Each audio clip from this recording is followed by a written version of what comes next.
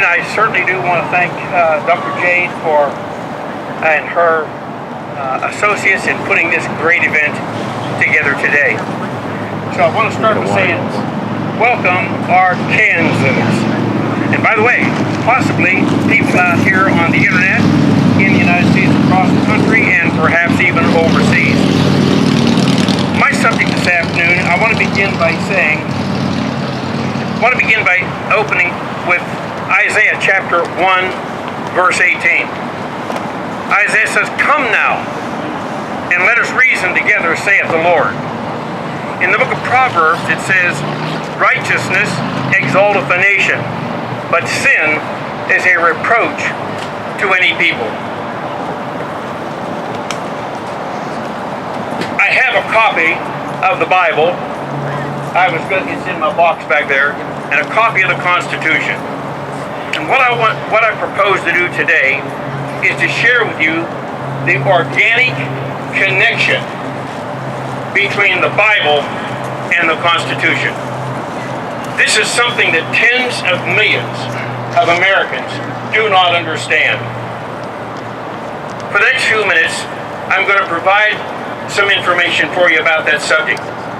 But first of all, let me explain to you what I mean by organic connection.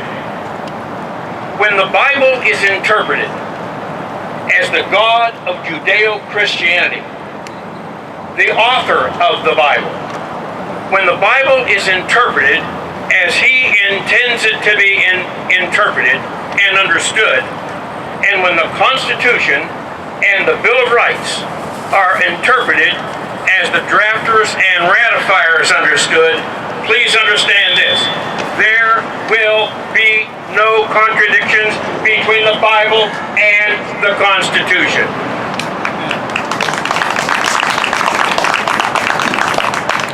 The Bible, in fact, is the foundation for our Constitution.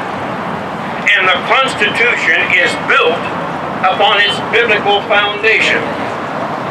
These two facts, the fact that the Bible is the foundation of the Constitution, and the fact that the Constitution is built upon the foundation of the Bible, these two, listen to me,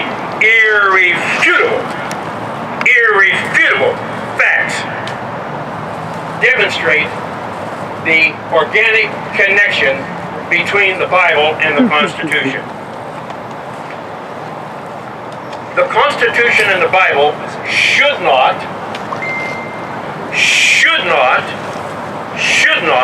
be viewed as disconnected from one another.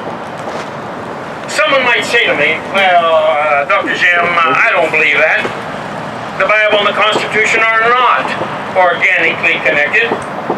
And my response to that kind of a comment is simple. I would say to them, what part of American history do you not understand? Just for starters, please listen to me. I'm probably preaching to the choir. I realize that. But there may be someone stumble by, that needs to hear what I'm about to say. For example, just for starters, the Establishment Clause in the First Amendment reads in this manner: "Congress shall make no law respecting an establishment of religion." Well, I understand that, the world's going to tell you.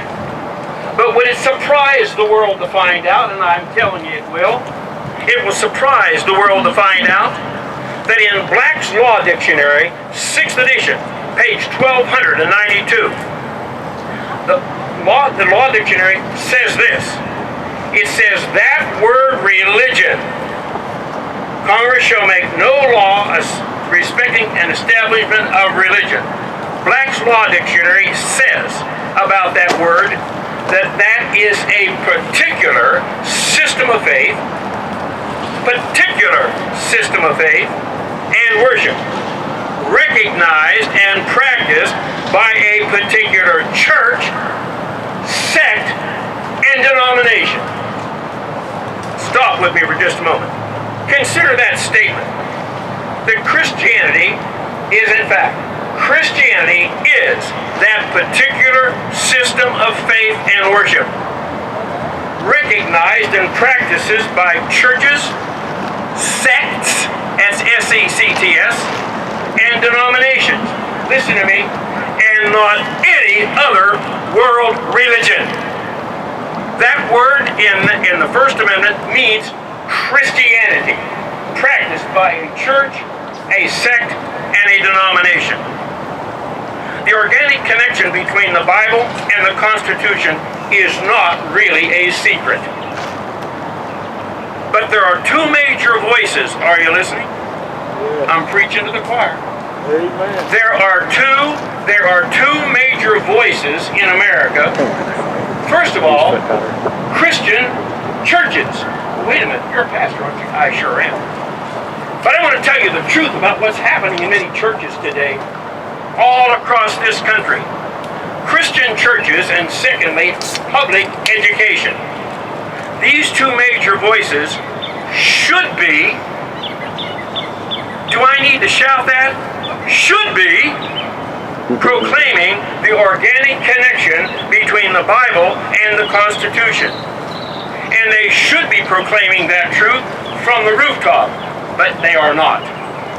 These two major voices, the church and public school, these two major voices have been effectively silenced by a federal government that exceeds its enumerated and limited constitutional authority.